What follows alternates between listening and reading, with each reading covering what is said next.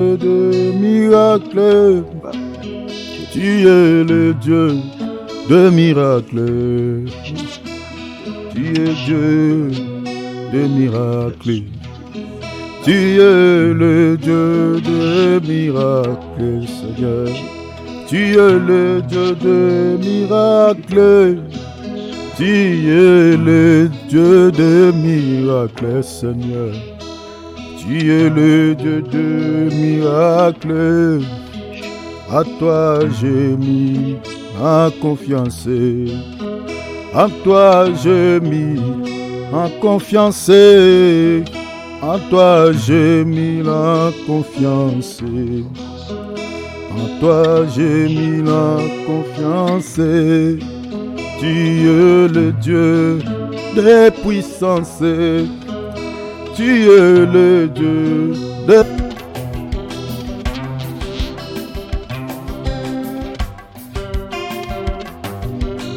Nalingaka yo, nasepela na yo. Nalingaka yo, nasepela na yo, na motema nanga. Nalingaka yo, nasepela na yo. Nalingaka yo, nasepela na yo, na motema nanga. Toka bwana teo, totika na teo. Toka bwana teo, totika na teo. Mwana na Nzambe, oh. Nalingaka yo, nasepela na yo. Nalingaka yo, nasepela na yo, na motema na ngai.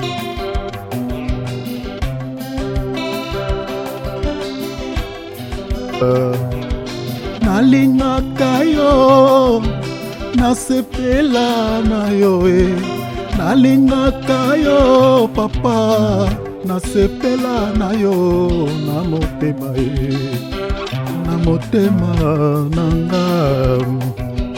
Toka bwana teo, totika na teo. Toka bwana teo, totika na teo. Molingami malamu we.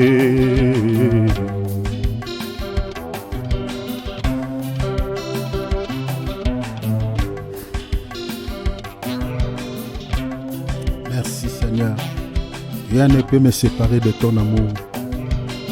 Ni la mort, ni la vie, ni les anges, ni les dominations, ni les autorités, ni la famine. Rien ne peut me séparer de ton amour, Seigneur. Je t'aime, Seigneur. Merci, Papa. Merci, Seigneur. Je t'aime.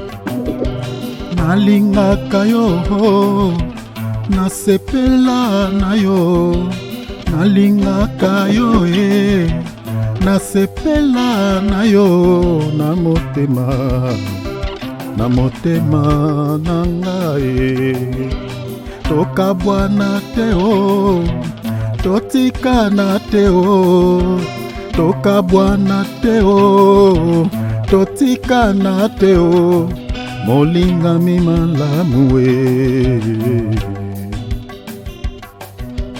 Nalingaka yo, nasepela na yo.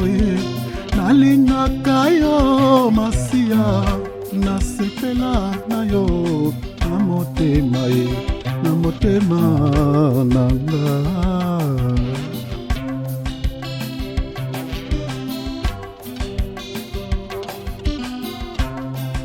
Merci Seigneur, je t'aime mon Père. Gloire à Dieu. Amen. Je t'aime. Amen. Alléluia. Gloire à Dieu. Amen. Merci. Oh, mais t'es là? Alléluia. Oui, je suis là, mon cœur, ma bébiche. Amen, amen. Amen, amen. Amen. Amen. Babette, tu dis quoi? Et je suis contente que Nicole soit là. Oui, elle est là. Gloire à Dieu. Oui, Ok. amen. Merci. Nicole, Beaucoup est-ce qu'il y a merci. moyen que tu puisses aller sur Zoom? Je t'attends pas, Pardon? je ne sais pas. Attends, je vais mettre mon écouteur. Parce que ici, je vous attends pas. Il faut que je mette l'écouteur. Allô, Nicole? Oui, allô? Oui. Est-ce qu'il y a moyen que tu puisses aller sur Zoom? Si tu veux, oui. Ok. Allez-y, ma sœur, s'il te plaît. Tu as les liens là. Maman Brigitte. Allô, chérie. Est-ce que tu peux aller sur Messenger?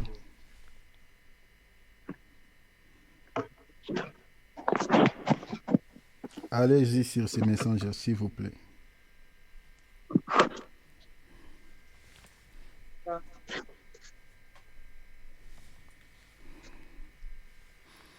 Gloire à Dieu.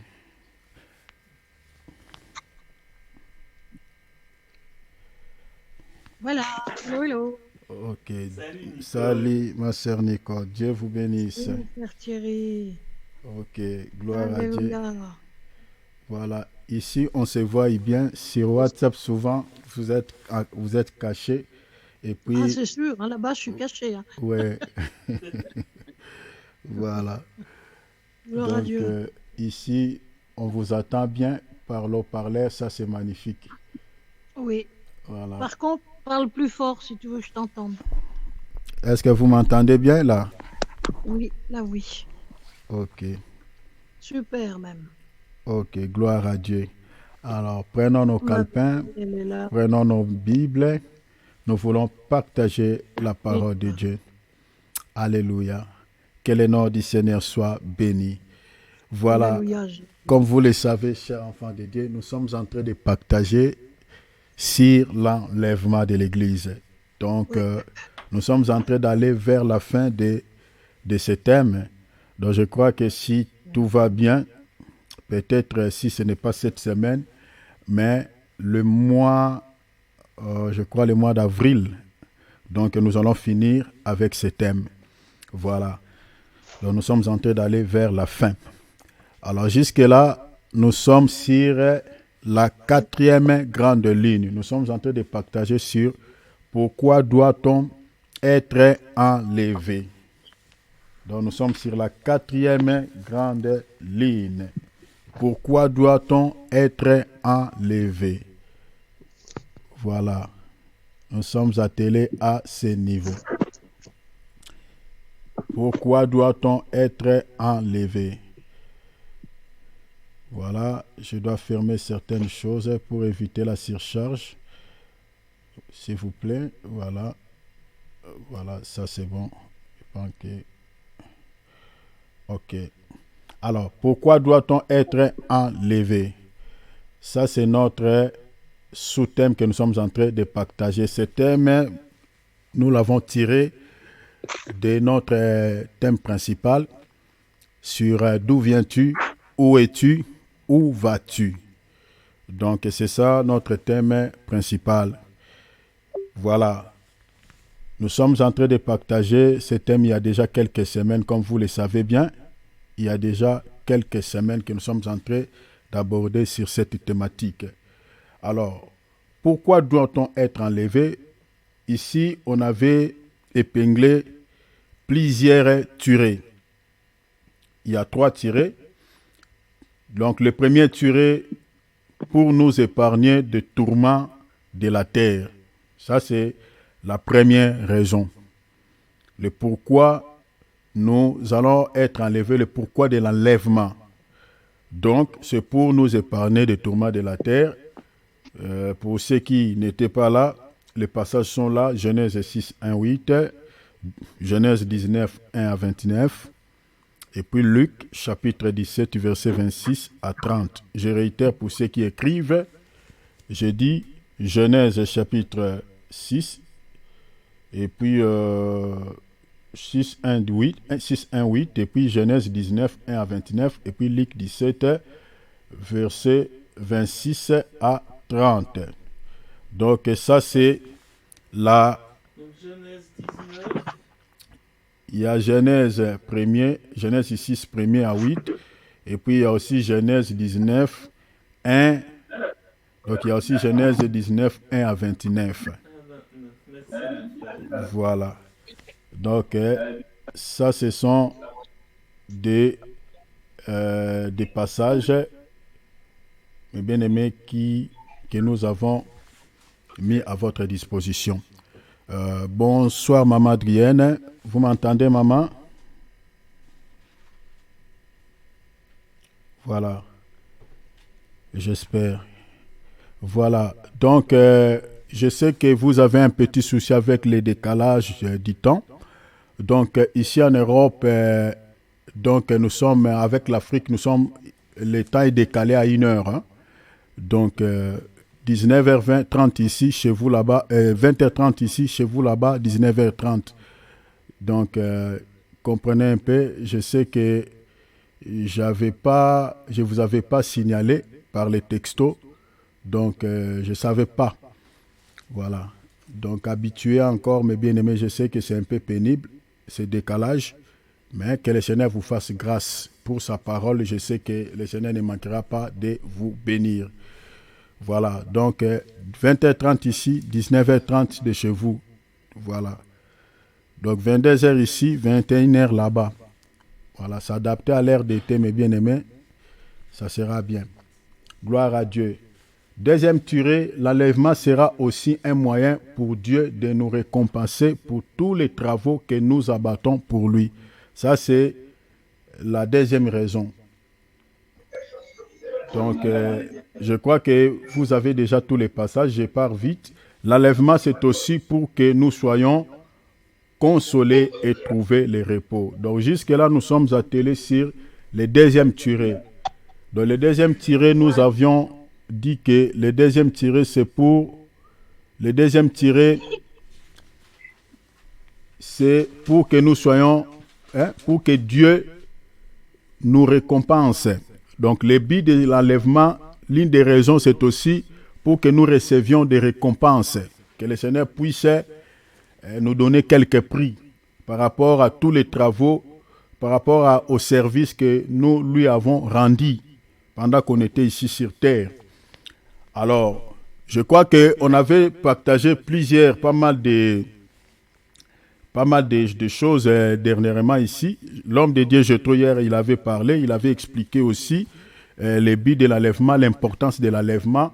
C'est que nous allons vivre auprès du Seigneur, on sera dans la joie et nous serons tous les jours à côté de lui. Imaginez que mes bien-aimés, vous savez, dans ce monde, si quelqu'un vit ensemble avec le roi, il aura des soucis tant que comme tout être humain, mais il sera quand même heureux. Hein? Il sera quand même heureux.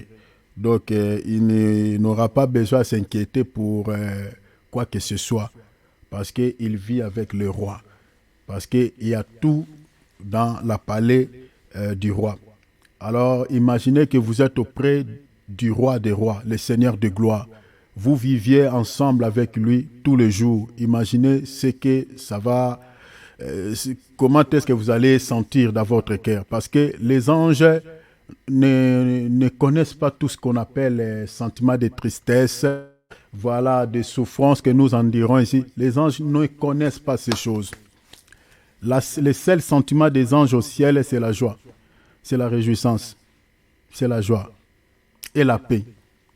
Voilà, c'est ça le seul sentiment que les anges. Donc, imaginez que ce jour-là, quand on sera auprès du Seigneur, c'est pour cela, l'homme de Dieu hier, il avait évoqué l'importance de l'enlèvement est que nous serons toujours à côté du Seigneur et nous allons vivre une vie heureuse, du jamais vie. Donc le mot heureux, ce qu'on appelle bonheur, aura son sens ce jour-là quand on sera auprès du Seigneur. Parce que sur la terre, en tout cas, ce mot n'a pas de sens. Parce que même les riches, ceux qui ont des moyens, en réalité ne sont pas heureux. Voilà, ne sont pas heureux. Il y a toujours quelques soucis. Donc, ce mot heureux, bonheur, aura son sens quand on sera auprès du Seigneur. C'est ça l'importance de l'enlèvement. Donc, on sera aux côtés du Seigneur et nous allons vivre une vie de joie tous les jours, mes bien-aimés, que nous allons vivre avec le Seigneur. Alors, moi, je vais compléter quelque chose comme on avait déjà partagé avec vous sur les récompenses. Le Seigneur va nous récompenser. Mais les récompenses ici, le Seigneur ne donnera pas les récompenses à n'importe qui. Selon l'épître aux Hébreux, Hébreux chapitre 6, verset 10, je suis dans la traduction Observal 1877, selon ces passages, l'Écriture nous montre que la Bible dit Dieu va récompenser. J'aimerais d'abord lire avant de commenter. La Bible dit, car Dieu n'est pas injuste pour oublier vos bonnes œuvres et le travail de la charité que vous avez fait paraître pour son nom, ayant assisté les saints et les assistants encore. Donc, ces passages nous montrent que Dieu va récompenser tous ceux qui ont fait un travail pour lui.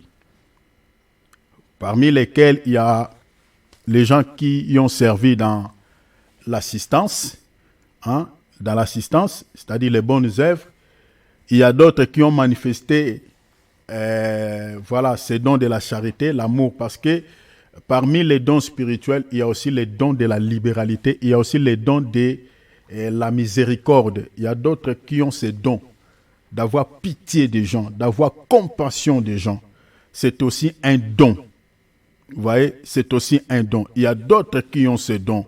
Alors, ici, donc, on voit que Dieu va récompenser ceux qui ont exercé ces ministères, parce que ça fait partie aussi des ministères. Le ministère de la libéralité, ces dons-là. Voilà. Alors, nous avions encore parlé qu'au ciel, Dieu, nous tous, on n'aura pas la même position. Ça, il faut comprendre cela. Parce que les gens pensent qu'au ciel, nous tous, nous allons vivre à l'égalité. Donc, s'il n'y a pas l'égalité déjà sur la terre, c'est qu'au ciel aussi, ça ne sera pas le cas. Même les anges sont des classes. Il y a des anges puissants et des anges moins puissants, moins forts. Vous voyez? Donc, c'est ça ce que nous devons comprendre. Selon les passages d'Apocalypse chapitre 11, verset 18, j'aimerais lire ça. La Bible dit, les nations se sont irritées et la colère est venue plutôt, et le temps est venu de juger les morts. Le jugement des morts ici, ce n'est pas une sentence que Dieu va déverser sur ceux qui sont ressuscités pour qu'ils aillent en enfer. Non. Ça, c'est ce qu'on appelle le tribunal de Christ. C'est-à-dire, la résurrection ici, c'est la résurrection des chrétiens. Ce n'est pas des païens. Nous sommes dans le livre d'Apocalypse. Donc, la Bible dit, le temps est venu de juger les morts. Ce jugement, ça sera un jugement auquel le Seigneur va nous récompenser. Le Seigneur va nous donner le prix par rapport à tous les travaux que nous avons bâtis sur la terre pour lui. Alors, la Bible dit de récompenser tes serviteurs les prophètes. On parle d'abord les prophètes, c'est-à-dire la récompense sera donnée d'abord aux prophètes ici, c'est-à-dire tous les prophètes du Tanakh. La Bible dit les saints, c'est-à-dire l'Église, et ceux qui craignent ton nom. Donc ici, c'est encore une autre catégorie de gens. Il y a des gens qui y ont marché dans la crainte du nom du Seigneur. Prenons par exemple des personnes comme de Job. Job n'était pas chrétien. Job n'était pas chrétien. Mais c'était quelqu'un qui avait la crainte du nom du Seigneur. Vous voyez cela? Donc, il n'a jamais été aussi un prophète. Vous voyez? Mais il était quelqu'un qui avait la crainte du nom du Seigneur. Donc, il y a aussi une catégorie de gens comme ça. Vous voyez? Donc, qui ont marché dans la crainte du nom du Seigneur. Prenons par exemple les cas, par exemple, de Métouché, d'Enoch, pardon. N'a jamais été chrétien. N'a jamais prophétisé. Mais il marchait dans la crainte du nom du Seigneur. C'est pour cela ici, donc on explique d'abord, on parle des prophètes, on parle des saints, on dit aussi ceux qui craignent ton nom. Vous voyez, parmi ceux qui craignent le nom du Seigneur, il y a des gens les noms que j'ai cités là. Les gens comme des Enoch, des Noé qui n'étaient pas des chrétiens. Prenons par exemple parce que le mot chrétien vient du mot Christophe, c'est-à-dire comme Christ. Vous voyez? Donc, nous sommes cette génération-là. Alors, la Bible dit, les petits et grands. Vous voyez? Donc, ici, on fait mention même ceux qui sont petits et ceux qui sont grands. C'est pour ça que j'ai dit qu'au ciel, on n'aura pas tous la même position. il y a ceux qui seront grands par rapport aux autres et ceux qui seront petits par rapport aux autres. Déjà sur la terre, le Seigneur avait confessé dans sa bouche que Jean-Baptiste, parmi tous ceux qui étaient nés de femmes, il était le plus grand. Vous voyez déjà, il était le plus grand. Des personnes comme de Moïse. Moïse n'est pas comparable au prophète, par exemple, je peux dire comme Esaïe, n'est pas comparable à Jérémie, parce que Moïse est un prophète majeur. Hein? Donc, il y aura des grands et des petits. Alors, par rapport déjà à ça, ce n'est pas moi, c'est la Bible. La Bible dit les petits et grands. Donc, la récompense seront accordées, le Seigneur va accorder la récompense ou les prix à ceux qui sont petits et à ceux qui sont grands. Sur la terre telle que nous sommes là, moi je ne peux pas dire, par exemple, quand on est dans une assemblée, que celui-là est petit, celui-là est grand. On ne peut pas dire ça. Mais tout ce que je sais selon les Écritures, un serviteur de Dieu qui annonce la parole est un grand frère par rapport à ceux qui écoutent. Ça, selon les Écritures, est un grand frère. Il est comme l'aîné de la famille. Mais il est aussi un chrétien. C'est un enfant de Dieu. Mais lui, il est quand même un grand frère par rapport, selon la parole. Alors, au ciel, il y aura aussi des catégories, il y aura aussi des positions. Voilà pourquoi il y a plusieurs types de récompenses. Mais bien aimé, vous savez, ces messages, quand je suis en train de préparer ça, je méditais, il ne faut pas rater le ciel. Je vous dis franchement, mes bien-aimés, il ne faut jamais rater le ciel. Il ne faut jamais rater. Je sais que ça ne dépend pas de nous, d'une manière ou d'une autre, mais marchons seulement marchez seulement à la conformité de la parole, hein, comme la Bible nous le demande. C'est-à-dire marcher à la crainte de notre Seigneur dans une vie de sainteté. C'est très important parce que la sanctification, c'est la clé. C'est le seul visa qui peut vous accorder, mes bien-aimés, l'accès au ciel. Vous voyez? C'est un visa, la sanctification. Parce qu'il y a tellement de surprises, chers enfants de Dieu, il y a beaucoup de choses, il y a tellement de surprises. Et tout n'est pas écrit dans la Bible. Il y a d'autres choses, mais bien aimés, nous serons seulement surpris quand on sera dans le ciel. Parce que la Bible dit, on n'a pas tout mis ici. Si vous lisez Jean 21, tout on n'a pas mis ici. Parce que si Dieu avait révélé tout, la Bible pouvait être un livre, je ne sais pas, on ne pouvait pas transporter. Donc Dieu nous a donné seulement une portion, mais je vous dis qu'au ciel, il y aura, mes bien-aimés, beaucoup de choses, beaucoup de surprises agréables. Alors, comprenez que le but c'est ça, c'est pour que nous soyons récompensés et il y aura pas mal de récompenses. Alors, on aura des positions au ciel, tous on n'aura pas la même position. Alors, les récompenses ou la récompense sera accordée à une personne qui a servi. J'avais tantôt dit que, tel que nous sommes ici, mes bien-aimés, nous tous, nous devons servir. Nous devons faire quelque chose pour le Seigneur. Moi, je n'aime pas ce langage que certains disent que moi, je suis un fidèle simple. Je ne suis qu'un chrétien simple. Moi, les histoires de prendre des responsabilités, de servir Dieu, de prendre des tâches à l'église, voilà, moi, je ne suis pas appelé à ça. Moi, je ne viens que j'écoute la parole et puis je sors.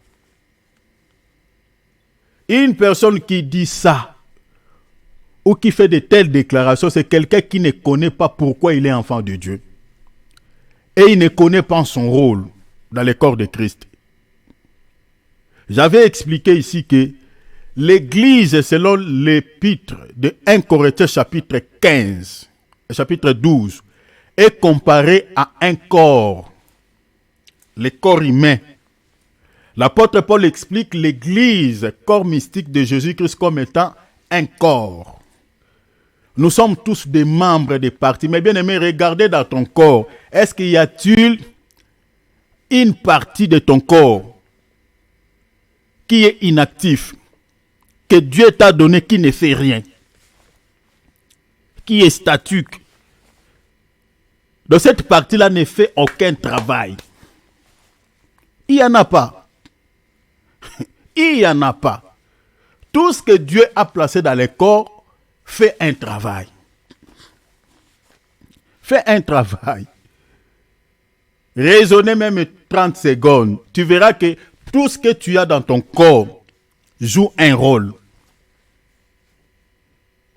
Maintenant, nous sommes, l'église est comme ça. Donc, nous sommes des membres. Nous sommes comme les parties du corps. Donc, c'est-à-dire, chaque personne doit faire quelque chose. Si tu te fais partie de ce corps, donc tu auras quelque chose à faire. Parce que tu es un membre. Un des membres dans le corps. Donc, tu dois toujours avoir un travail à faire, quelque chose à faire pour le Seigneur. Alors, j'avais dit que certaines personnes pourront dire peut-être que bon, moi, qu'est-ce que je peux faire pour le Seigneur? Je dois faire quoi? Qu'est-ce que je peux? J'avais dit qu'il y a d'autres, comme l'écriture de Hébreux chapitre 6, verset 10. Il y a plusieurs choses à faire pour le Seigneur. Prêcher l'évangile, c'est un travail. Ça, c'est un ministère qui est donné à tous les chrétiens, selon 2 Corinthiens chapitre 5, verset 17 à 20. Le ministère de la réconciliation. Christ nous a réconciliés avec le Père. Il nous a aussi donné ce ministère de réconcilier le monde avec lui. Donc, chaque chrétien est censé de pouvoir annoncer l'évangile, prêcher Jésus partout où il est. Donc ce n'est pas seulement à l'église, comme nous sommes là. Nous ne sommes pas dans un bâtiment, bien que nous sommes à l'église. Parce que l'église, c'est d'abord dans son sens étymologique. Selon les Grecs, c'est d'abord nous les personnes. Vous voyez, c'est ça l'église. Bon, nos bâtiments là, ce sont des églises locales. Ce sont des lieux de rencontres. Mais l'église d'abord, c'est nous tels que nous sommes là. Mais comment est-ce que nous sommes en train d'évangéliser? C'est au travers des réseaux sociaux. C'est-à-dire, partout où tu es, tu peux servir. Dans l'appartement auquel tu vis, dans les marchés là où tu vends, dans ton lieu de travail, si le Seigneur te donne une occasion, parce que la Bible dit que l'occasion soit favorable ou non, prêche l'évangile. Sers le Seigneur. Donc vous n'êtes pas censé à pouvoir prêcher cette personne et les ramener dans votre église. S'il y a la possibilité que cette personne, tu peux les ramener là où tu pries, gloire à Dieu. Mais s'il n'y a pas possibilité, annonce l'évangile à cette personne, puis laissez-lui partir. Philippe, il avait prêché l'unique éthiopien. Philippe ne l'avait pas amené là où il priait, non. Il était de passage, il a fait son travail, et l'unique éthiopien, il a continué sa route. Et puis Philippe, il est rentré chez lui. Donc tu peux prêcher quelqu'un même dans la rue, tu le laisses. Le reste, toi annonce seulement que la sémence entre. La manière dont cette sémence va sortir, ça c'est le travail du Saint-Esprit. Vous comprenez? Donc servons le Seigneur parce qu'il y a des récompenses. Il y a d'autres travails. Par exemple, à l'église, si vous êtes dans une église locale, vous pouvez prendre une responsabilité. Même les gens qui balayent là. C'est un travail, parce qu'il ne fait pas pour pasteur. Si c'était pour pasteur, il ne viendra pas balayer. Les gens qui arrangent les choses dans nos assemblées locales, c'est un travail. Ils ne le font pas pour les pasteurs, ils le font pour le Seigneur. Les gens qui soutiennent l'œuvre de Dieu financièrement, c'est un travail. Ceux qui assistent les veuves, les orphelins, c'est un travail. Ceux qui ne donnent pas l'argent ou le matériel, mais qui prient pour l'œuvre de Dieu, qui intercèdent.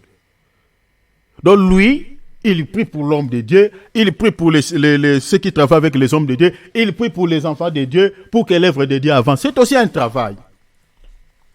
C'est aussi un travail. Intercéder pour l'église du Seigneur, c'est un travail. C'est un travail, mes bien-aimés. Donc, il y a plusieurs fonctions. Donc, il n'y a aucun membre dans le corps peut rester inactif sans faire quelque chose. Alors, nous sommes tous appelés à servir pour pouvoir recevoir des compassions. Alors, ceux qui travaillent dire et ceux qui travaillent moins dire ne vont pas recevoir, mes bien-aimés, les mêmes récompenses. Donc, ça, il faut comprendre. C'est pour cela il faut servir si vraiment l'occasion est là.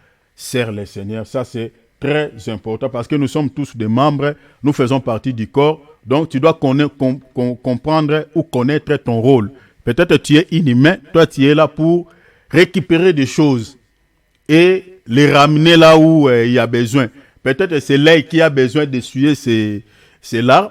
Donc, la main, son travail, c'est quoi? Récupérer peut-être un linge et puis aider les yeux à pouvoir nettoyer ses larmes. Peut-être c'est la bouche. La bouche, il a besoin peut-être d'amener la main à l'hôpital. Il parle. Les yeux, lui, son rôle, c'est quoi? C'est de regarder la route, hein, regarder le chemin pour que les pieds ne trébuchent point. Le pied, son rôle, c'est quoi? C'est de conduire les yeux à l'hôpital. Vous voyez? Donc, c'est-à-dire chaque partie dans le corps joue un rôle. Nous sommes comme ça dans l'église. Donc, il faut connaître ton rôle dans le corps de Christ. Et ça, c'est très important parce que le Seigneur va accorder des récompenses aux gens qui travaillent pour lui. Ça, c'est très important, chers enfants de Dieu. Alors, vous voyez que Dieu nous a promis des récompenses. Vous allez voir, si vous lisez par exemple Genèse chapitre 15, verset 1er. Notre Père de la foi, le fait qu'il avait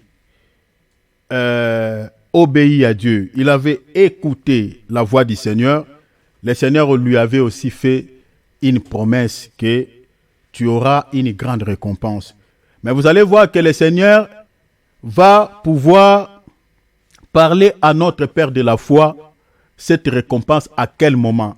Vous allez comprendre, il y a quelque chose ici. J'aimerais qu'on lise d'abord Genèse 15, 1, et puis nous allons ajouter d'autres textes pour que vous compreniez, mes bien-aimés, quels sont ces types de récompenses. Parce qu'aujourd'hui, je vais vous citer quelques récompenses qu'on retrouve dans la Bible.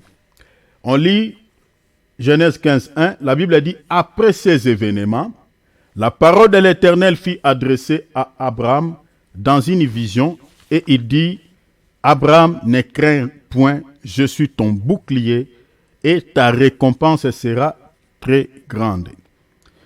Ici, le Seigneur est en train de promettre à Abraham la récompense après quelques événements. Si vous lisez à partir du verset chapitre 14, vous allez voir que les événements dont on fait mention ici, c'était après avoir Abraham vaincu les rois des nations.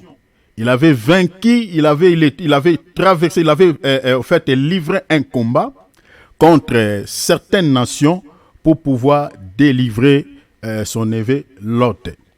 Donc après avoir remporté la victoire, après avoir combattu, vous voyez, et ainsi le Seigneur va maintenant lui faire cette promesse, lui dire que Abraham, tu auras une grande récompense. Donc, le Seigneur déclare cette parole après avoir Abraham passé, c'est-à-dire remporté la victoire, remporté la bataille face à, je peux dire, aux ennemis, face aux adversaires qui étaient venus, au fait, troubler la vie de Lot, récupérer Lot pour, l'amener en captivité. Donc, après avoir Abraham combattu, remporté la victoire, voilà, ainsi le Seigneur va lui faire cette promesse. Donc, ce passage nous montre clairement que Dieu ne peut pas nous récompenser, mes bien-aimés, si au départ nous n'avons pas combattu.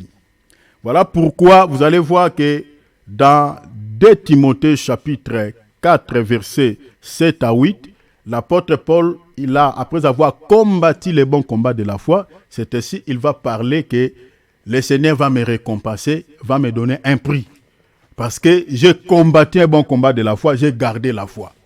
Vous voyez? C'est-à-dire, si vous n'avez pas d'abord combattu, vous n'avez pas remporté la victoire, chers enfants de Dieu, il n'y a pas la récompense.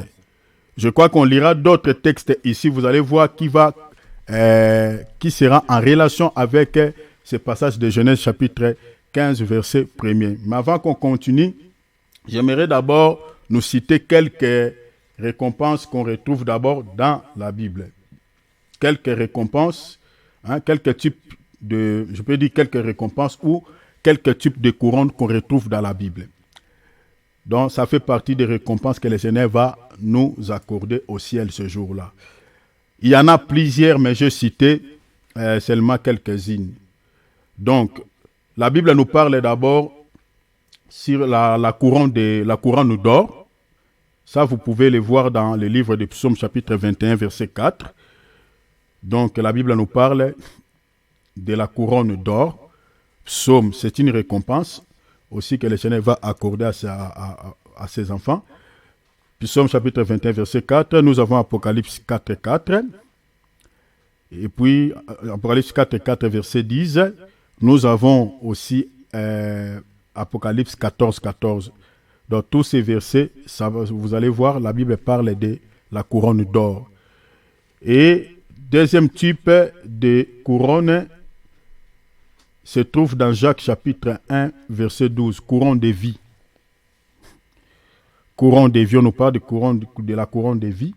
Jacques chapitre 1, verset 12. Apocalypse chapitre 2, verset 10. On nous parle de la couronne de vie. Troisième type de la couronne se trouve dans 2 Timothée chapitre 4, verset 7. On nous parle de la couronne de justice. Tout ça, ce sont des récompenses que le Seigneur va nous accorder. Voilà. Et ça fait partir, voilà. Et quatrième type de couronne, nous avons la couronne incorruptible de gloire. La couronne incorruptible de gloire. Ça, vous pouvez le voir dans 1 Pierre chapitre 5, verset 4. 1 Pierre chapitre 5, verset 4. Cinquième type de couronne, la couronne de gloire ou d'honneur. Donc, il y a la différence entre la couronne incorruptible de gloire ou la couronne de gloire tout court. Il y a quand même une différence. La couronne de gloire ou d'honneur. Ça, vous pouvez le voir dans Proverbes chapitre 16, verset 31. La couronne de gloire ou d'honneur. Sixième type de couronne, nous avons la couronne incorruptible. La couronne incorruptible. 1 Corinthiens chapitre 9, verset 25. 1 Corinthiens 9, 25. Nous avons la couronne de grâce. Ça, vous pouvez le voir dans Proverbes chapitre 1, verset 8 à 9. Et puis Proverbes 4, verset 9. Là, la Bible nous parle de la couronne de grâce. Nous avons aussi la couronne de bonté. Ça, vous pouvez le lire dans Psaume chapitre 103, verset 4. Psaume chapitre 103, verset 4. La couronne de bonté. La Bible nous parle aussi de la couronne de joie. Ça, vous pouvez voir ça dans Philippiens chapitre 4, verset 1er. Philippiens 4, 1er. Couronne de joie. Ésaïe aussi, chapitre 35, verset 10. Et puis Ésaïe 51, verset 11. Et la dernière type de couronne, la couronne de miséricorde. Ça, c'est selon Psaume chapitre 103, verset 4.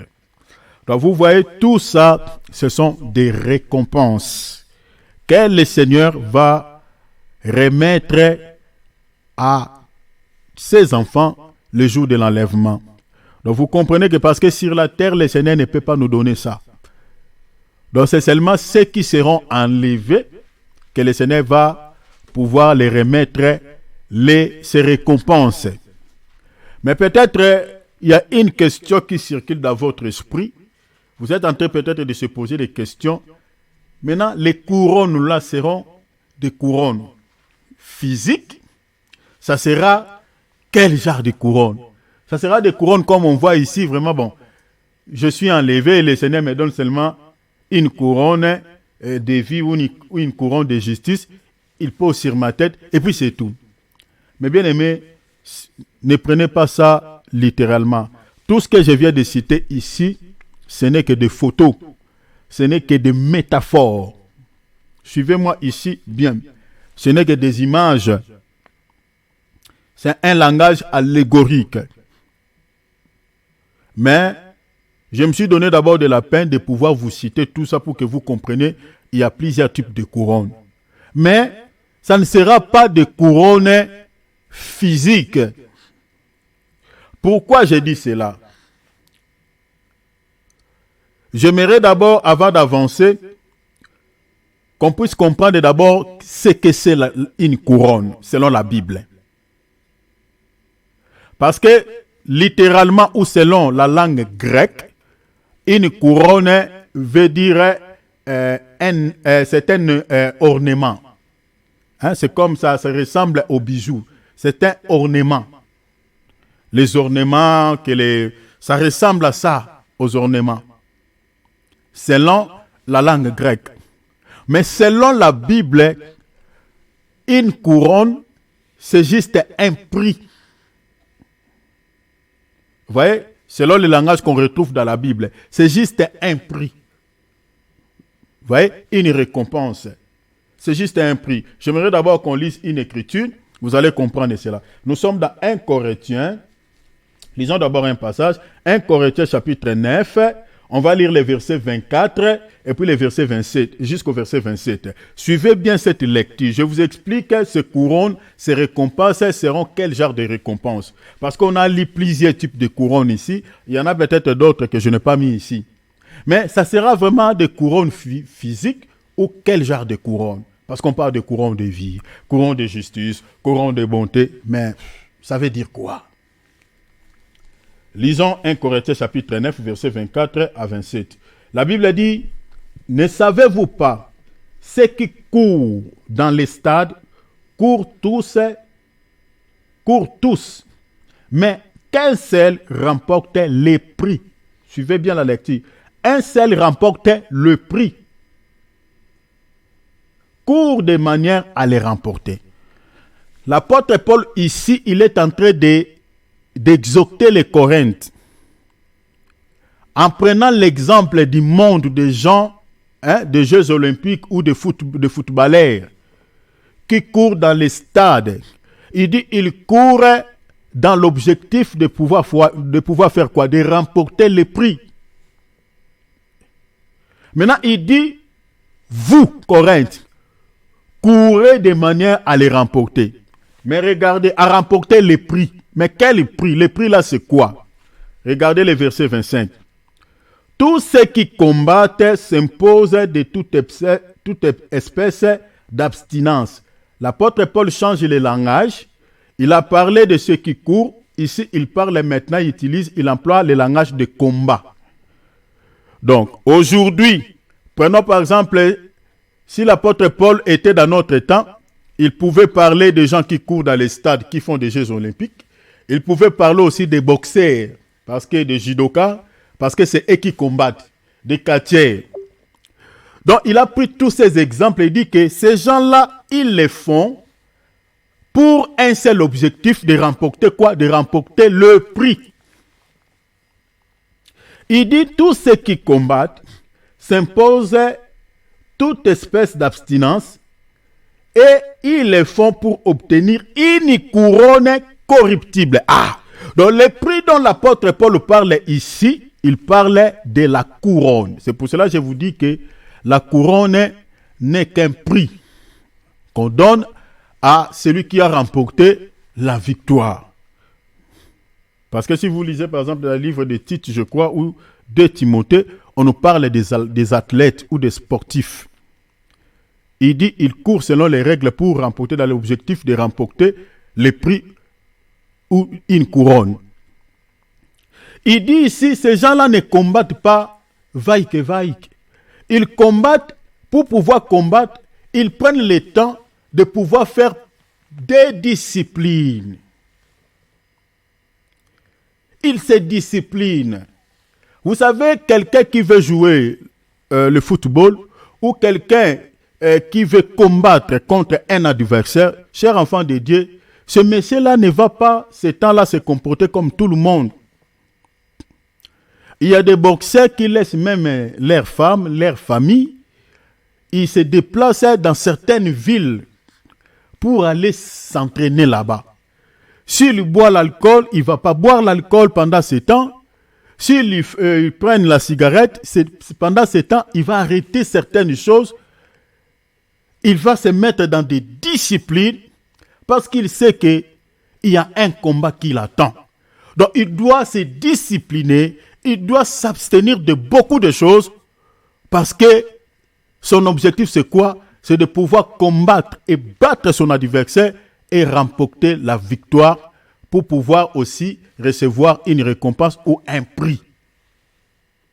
Donc, l'apôtre Paul, il a pris un exemple du monde pour pouvoir maintenant donner une leçon, c'est-à-dire tirer là-dessus une leçon spirituelle pour pouvoir partager avec les Corinthiens ou avec nous aujourd'hui. Il parlait d'abstinence, c'est-à-dire de discipline. Il dit ces gens-là, juste pour remporter la couronne corruptible, c'est pris.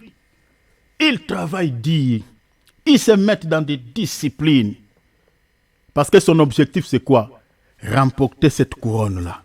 Remporter ce prix-là. Regarde maintenant ce qu'il dit par la suite. Il dit, tous ceux qui combattent s'imposent toute espèce d'abstinence, de discipline, et ils les font pour obtenir une couronne corruptible. Regarde maintenant la suite, il dit, mais nous, moi et toi, tels que nous sommes là, nous, il dit quoi? Faisons-le pour une couronne incorruptible. Donc nous avons ici deux types de couronnes. Il y a une couronne corruptible et une couronne incorruptible. C'est-à-dire les couronnes ou les prix qu'on donne aux hommes, aux gens qui combattent quant à la chair dans ce monde, ou ceux qui courent dans des stades, dans la chair comme ça, on leur remet quoi? Les couronnes corruptibles. Ces gens-là, ils se disciplinent trop.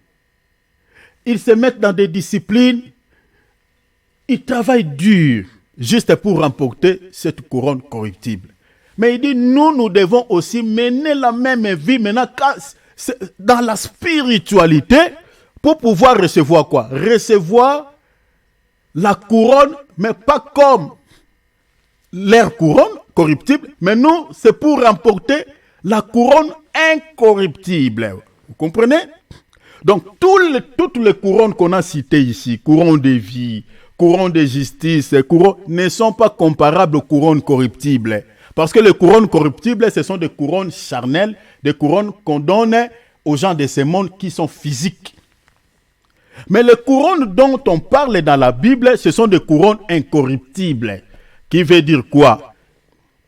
Quand on parle de l'incorruptibilité, cela veut dire tout simplement que ce sont des couronnes, c'est-à-dire ce sont des prix qui vont demeurer éternellement, qui ne vont pas gâter, qui ne vont pas s'abîmer. Parce que les couronnes corruptibles, ça peut se casser, on peut donner à quelqu'un, puis on vole ça, ça peut s'abîmer. Mais les couronnes que nous allons recevoir, ce sont des couronnes que nous allons les garder éternellement. Ça sera à nous définitivement, ça ne va pas gâter, donc ça restera tel qu'on, depuis le jour où le Seigneur nous l'avait remis. Vous voyez? C'est incorruptible. Maintenant, pour pouvoir recevoir cette couronne, nous devons, l'apôtre Paul nous donne l'exemple des athlètes de ce monde, des sportifs de ce monde. Il dit, ils combattent. Nous devons aussi mener des combats. Vous voyez cela? Nous devons mener les combats. Mais bien aimé, comme nous sommes dans la chair ici, chacun connaît ses faiblesses. Nous vivons dans un monde, mes bien-aimés, où le combat est permanent. Les combats d'abord contre nos propres chairs. Les combats contre les ennemis de nos familles. Les combats contre les ennemis dans des quartiers. Les combats contre les ennemis de près et de loin. Les combats contre nos pensées, contre nos raisonnements. Les combats dans les églises où nous prions, dans les églises locales. Il y a des ennemis là-bas, des ivraies. Donc il y a tellement de combats que nous devons, mes bien-aimés, livrer et remporter la victoire. Un chrétien qui ne mène pas une vie de discipline, vous connaissez le sort. Parce que ici, si le sportif ne se discipline pas, pensez-vous qu'il va remporter le prix? Non. Non. Il n'aura pas la récompense.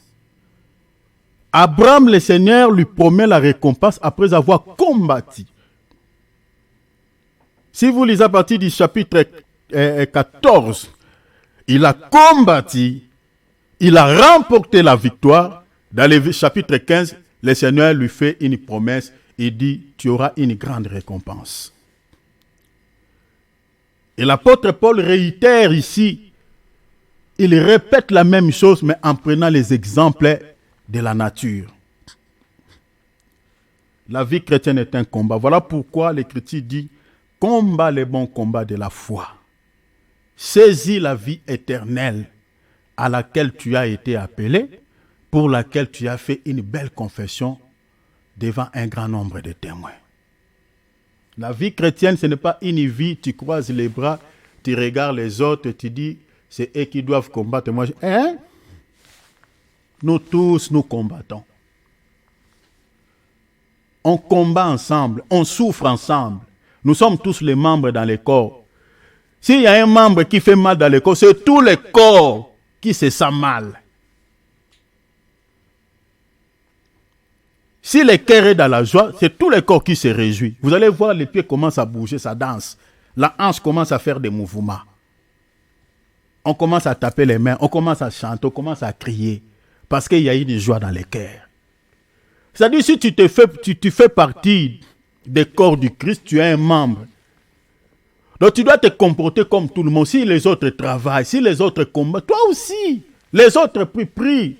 Dommage ici, des fois, quand on prie, les autres ne prient pas. Mais nous sommes tous dans le corps. Vous laissez seulement une seule personne prier. Pourquoi on ne prie pas? Il faut prier. Je vous avais dit ici, quand on prie ensemble, il faut faire entendre votre voix. Parce que la prière édifie.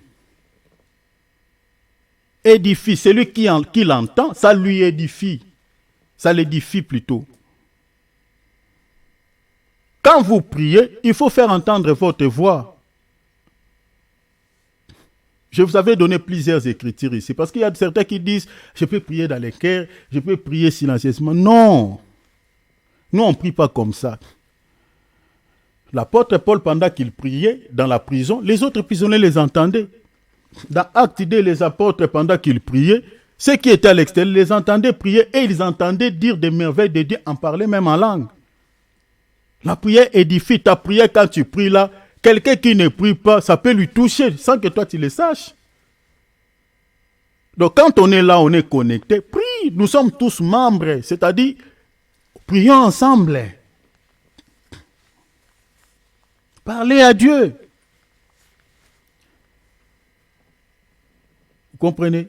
Donc, la vie chrétienne, c'est une vie, nous tous, nous devons se comporter de la même manière. C'est-à-dire, ce que l'apôtre Paul est en train de dire ici, nous sommes tous concernés. Nous devons s'abstenir de certaines choses, mes bien-aimés, qui peuvent se présenter comme un obstacle dans notre foi. La chose là peut être peut-être ton attel, ton laptop ou ta télé.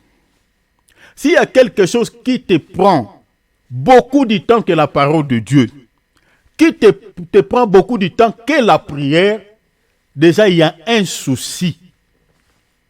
Nous ne cessons de sonner la trompette.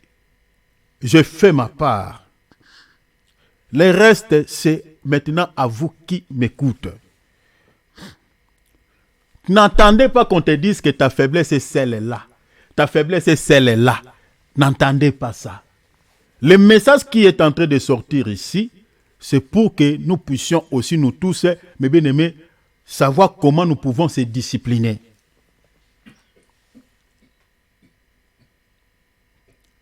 Vous voulez, par exemple, rester longtemps dans la présence de Dieu. Vous voulez que le Seigneur puisse vous secourir.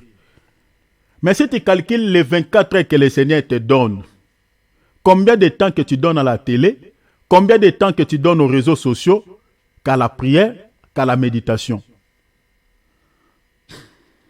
Posez-vous la question.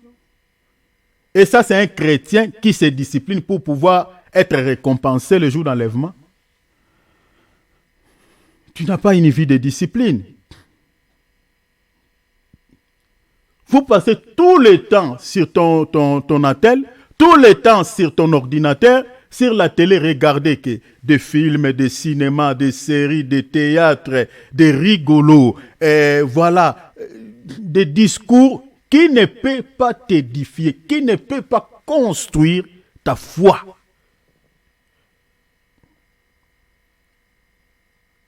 Donc tu n'as pas une vie de discipline. Depuis que cette année a commencé, nous faisons des jeûnes de 6-18. Combien de temps tu as fait de jeûne, tu as jeûné? Combien de temps? Jeûne seul, toi-même seul. Combien de temps tu as jeûné? Vous savez, la vie chrétienne n'attendait pas qu'on te les guide. On te les guide personne. Nous sommes tous des membres. Regardez les membres que nous avons dans le corps. Mais bien aimé, travail automatique, hein? Automatique. N'attendez pas qu'on puisse te dire, parce que des fois, si c'est un homme de Dieu qui va te dire ça, ça peut être peut-être, l'homme de Dieu peut être une pierre d'achoppement pour toi. Tu dis, pourquoi il me dit ça? Toi, tu ne vas pas regarder, c'est le Saint-Esprit qui a dit à l'homme de Dieu. Tu vas regarder l'homme. Des fois, on se pose au Saint-Esprit. On résiste à l'Esprit de Dieu. Mais toi-même, sois quand même sincère. Sois sincère avec ton esprit. Sois sincère avec ton cœur. Vous passez tout le temps dans des distractions, mais pour accorder même une heure peut-être, des heures, toi-même dans la présence de Dieu, tu n'arrives pas à se discipliner. Mais regarde ce que l'apôtre enseigne. Il dit ceux qui combattent s'impose toute espèce d'abstinence, de discipline. L'objectif c'est quoi? Parce qu'il veut remporter une couronne mais incorruptible. Il dit nous faisons-les pour remporter la couronne incorruptible. C'est ça la parole.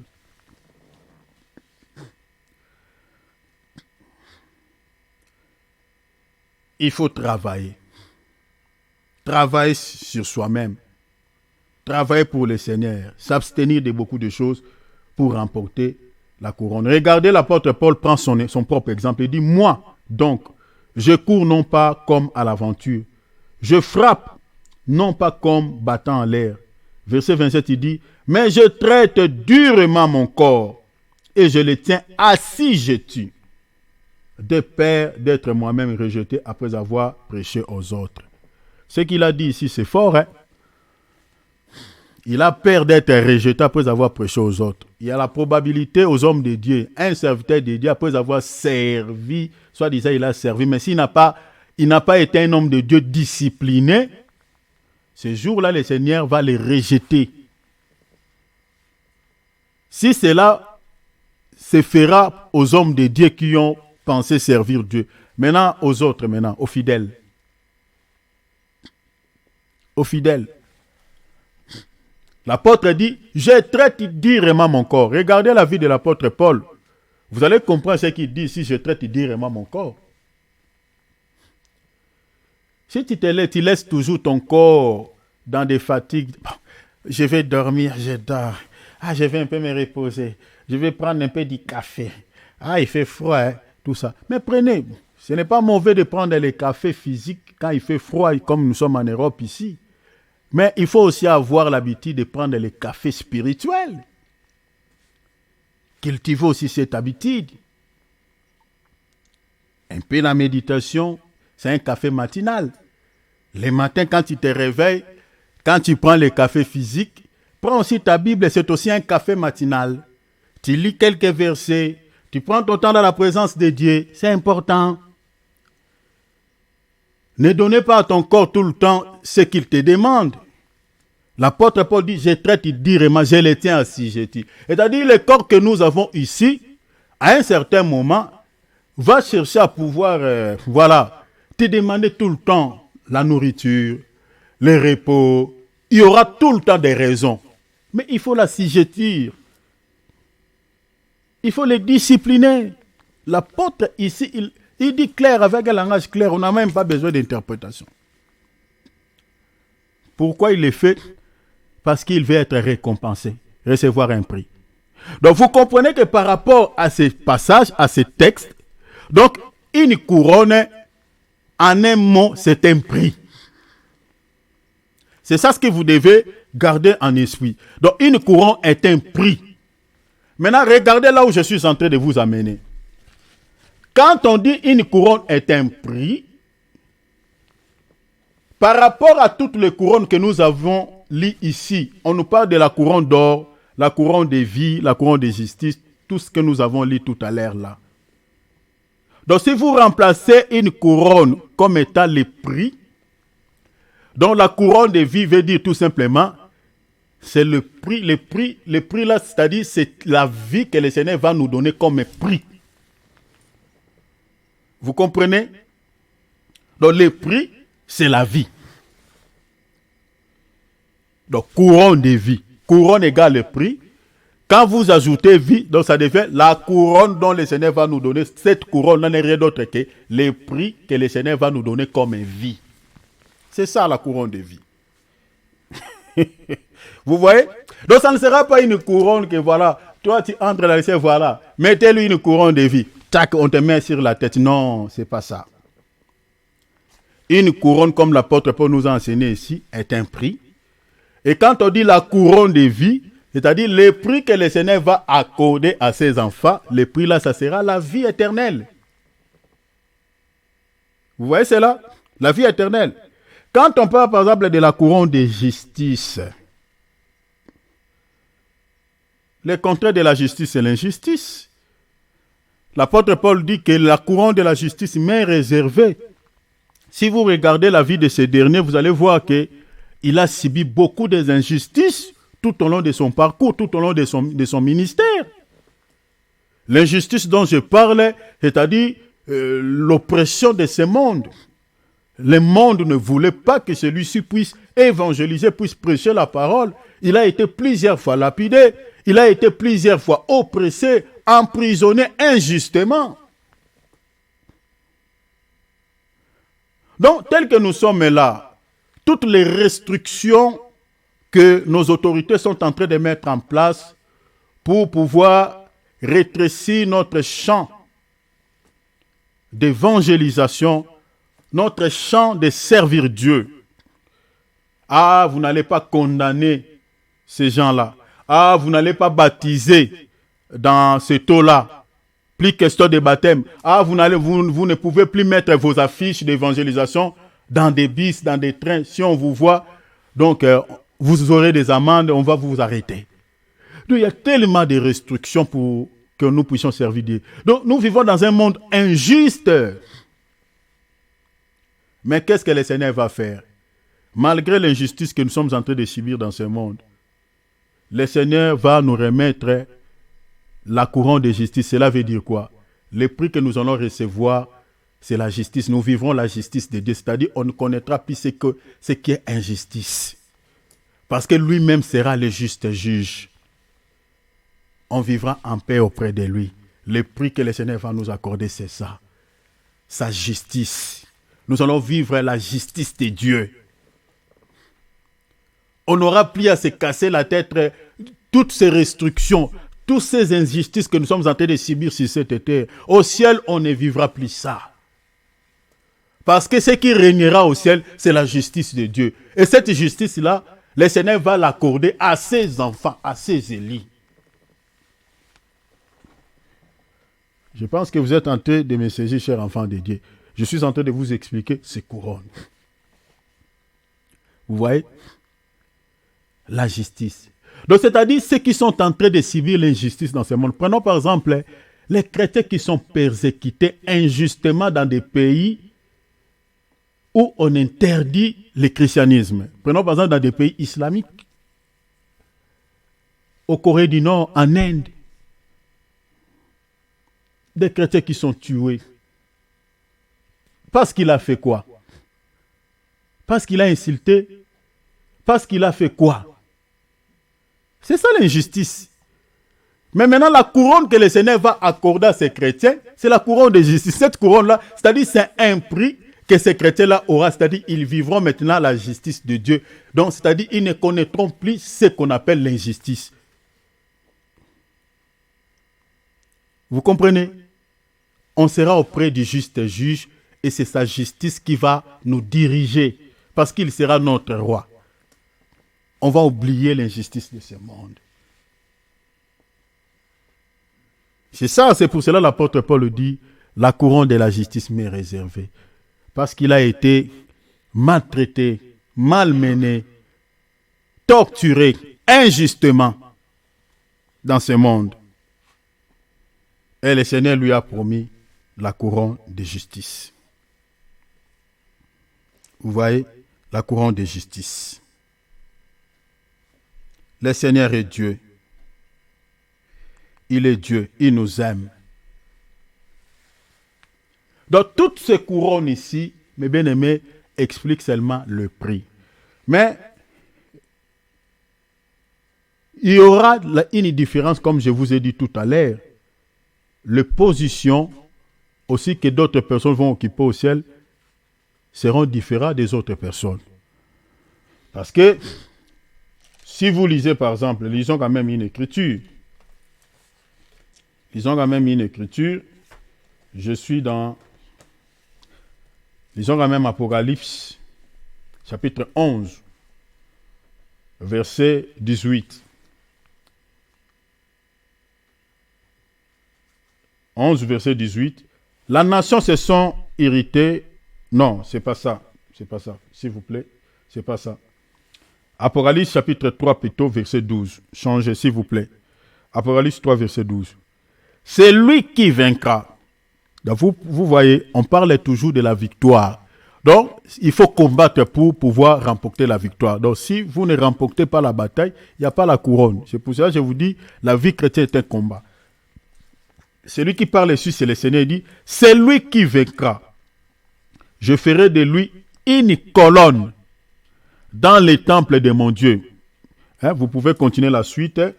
Moi, pour gagner du temps, je prends seulement ce qui est essentiel. On dit, c'est lui qui vaincra.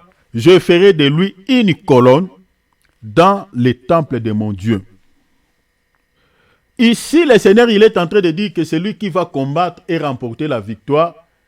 La récompense qu'il recevra, c'est-à-dire le Seigneur lui dit que tu seras une colonne. Il sera une colonne dans les temples de Dieu. C'est une récompense. Mais cette récompense dont le Seigneur parle ici, il prend un langage allégorique. Il dit il sera une colonne. Ça ne sera pas la colonne béton, non. Mais cette colonne ici, c'est une position que cette personne-là va occuper au ciel. Prenons, je vous donne un exemple de colonne. Galates chapitre 2, verset 9. Ici, regardez ce que dit le texte par rapport aux colonnes. Ayant reconnu la grâce qui m'avait été accordée. Jacques, regardez bien, on dit Jacques, Céphas et Jean, qui sont regardés comme des colonnes. Vous voyez cela? Comme des colonnes. Donc ce texte nous montre noir sur blanc que les colonnes ici, ce sont des personnes, des gens, comme le Seigneur a dit. Donc celui qui vaincra sera une colonne. Ici, l'apôtre Paul est en train de nous expliquer que Pierre, Jean, Jacques, dans l'église étaient des colonnes. Cela veut dire quoi? Si vous regardez bien ces mots, vous lisez d'autres traductions de la Bible, ils étaient des chefs. Dans d'autres traductions, c'est traduit comme ça. Dans les mots que l'apôtre Paul, dans lui, second dit des colonnes, mais dans d'autres traductions, dit des chefs. Vous voyez cela? Donc, c'est-à-dire, au ciel, il y a d'autres personnes qui seront des chefs des autres. Prenons par exemple parmi les anges. Michael est un ange. Gabriel est un ange. De séraphins sont des anges. De chérubins sont des anges. D'autres, ce sont des autorités. Il y a aussi des puissances, des trônes, des dignités. Il y a plusieurs classes des anges. Mais parmi ces anges, si vous lisez, on dit Michael chef. Apocalypse chapitre 12, verset 9. On parle de Michael comme étant chef des autres anges. Mais ils sont tous au ciel. Est-ce que Dieu est-il injuste? Non. C'est pour ça que je vous ai lu tout à l'heure dans Apocalypse 18, 11, on nous parle des petits et grands.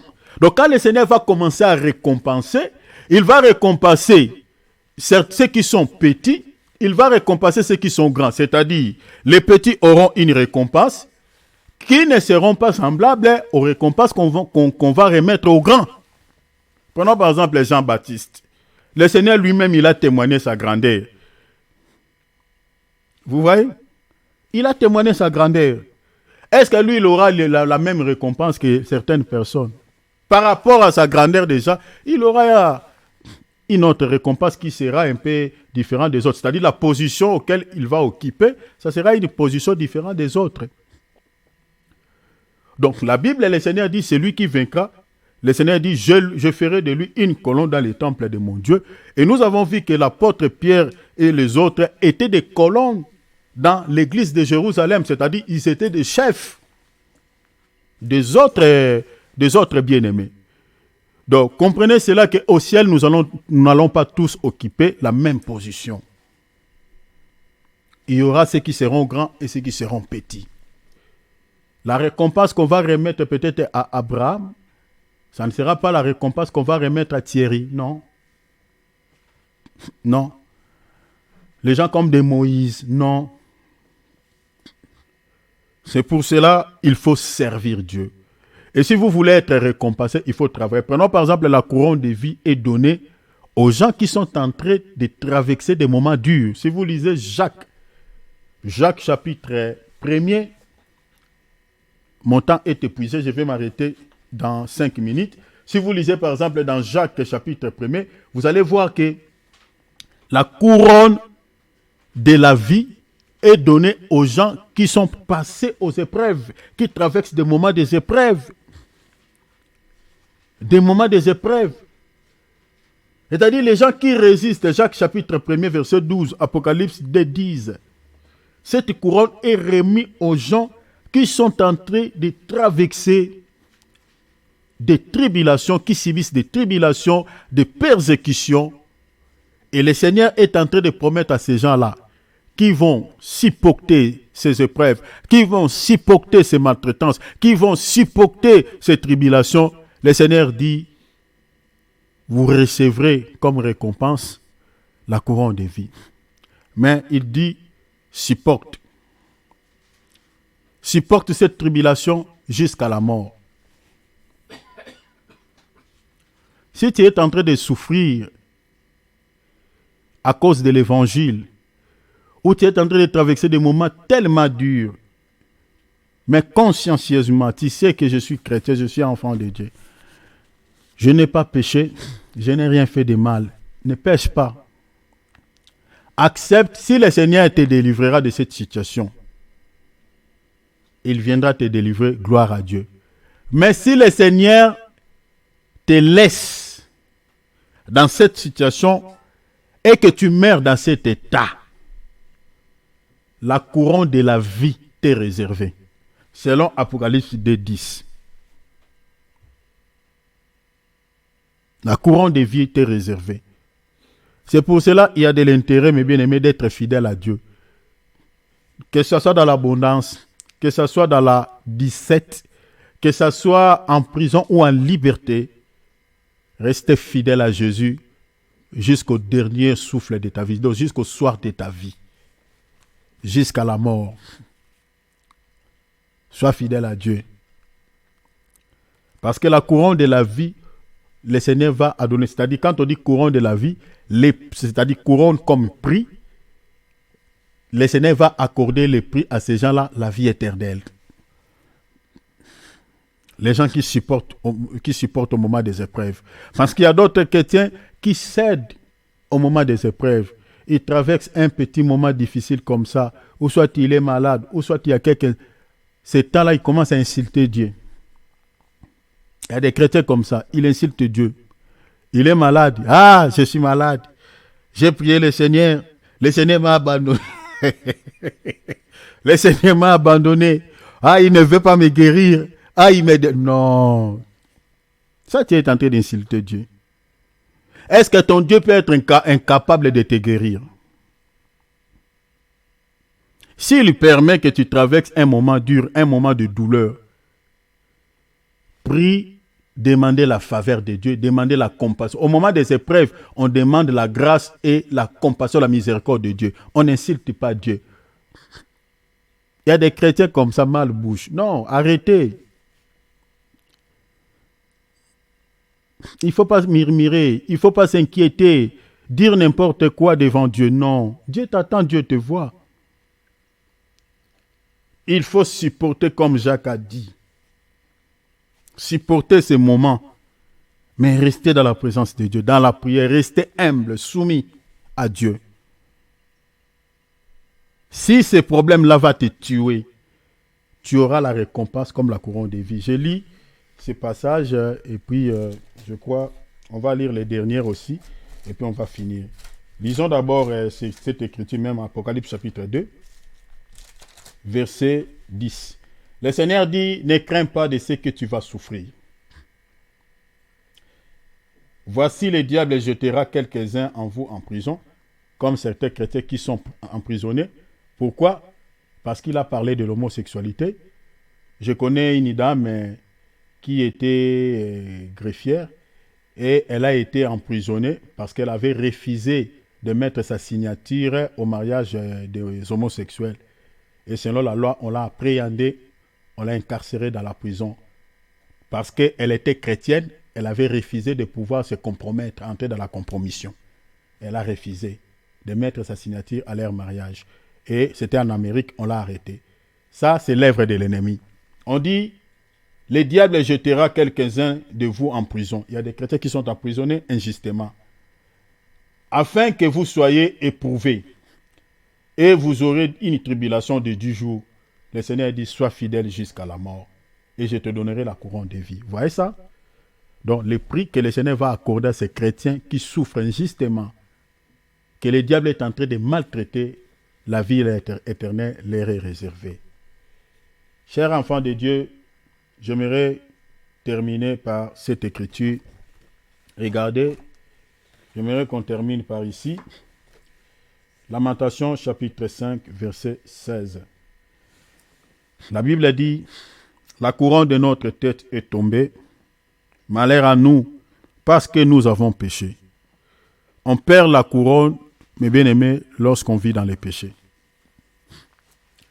Un chrétien qui vit délibérément dans les péchés. Tel que nous sommes là, on enseigne les péchés seulement peut-être pour enseigner, mais qui ne sait pas ce qui est péché, ce qui n'est pas péché? Qui ne sait pas? Nous avons tous la connaissance. Mais il y a certains chrétiens plutôt, qui vivent confortablement dans les péchés, délibérément. Et ce genre de chrétiens, la Bible dit, ils perdent leur couronne. Ici, Lamentation dit, la couronne de notre tête est tombée. C'est-à-dire le prix, nous l'avons perdu. Malheur à nous. Malheur ici, ce sont des gens qui vont subir. Prenons par exemple les gens qui iront en enfer.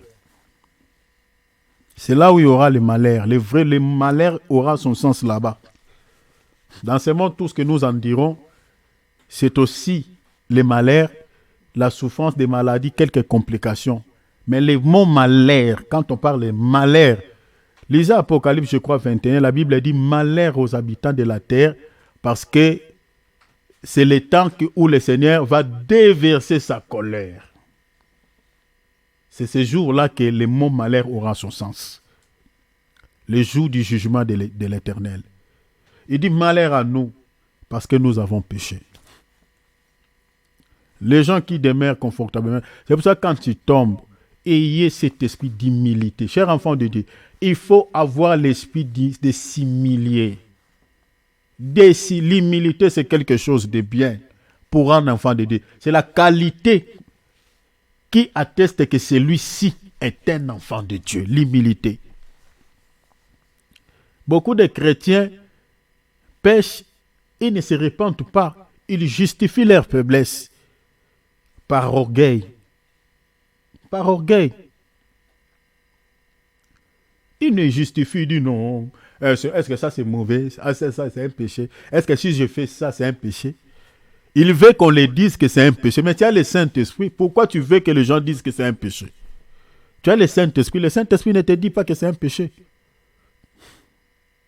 Celui qui a le Saint-Esprit, quand tu pêches, tu seras comme un relais qui est déclenché dans ton cœur, qui va tac, tac, tac, tu ne sentiras plus en paix. Vous voyez? Donc, il faut comprendre qu'on perd la couronne, mais bien aimé, lorsqu'on tombe dans les péchés. Dans le livre d'Apocalypse 3, 10, 12, le Seigneur dit à l'église de Philadelphie, il dit, parce que tu as gardé la parole de persévérance. Il dit, retiens ce que tu as, afin que personne ne prenne ta couronne. Chers enfants de Dieu, gardons la parole. Soyons comme l'église de Philadelphie, ces chrétiens. Ils gardaient la parole. Le Seigneur leur dit, garde cette parole. Retiens-la pour ne pas que personne ne puisse pas prendre ta couronne. Gardons la parole. Garder ici explique aussi la mise en pratique de la parole. Si la parole de Dieu demeure dans ton cœur, mes bien-aimés, tu dois aussi le mettre en application.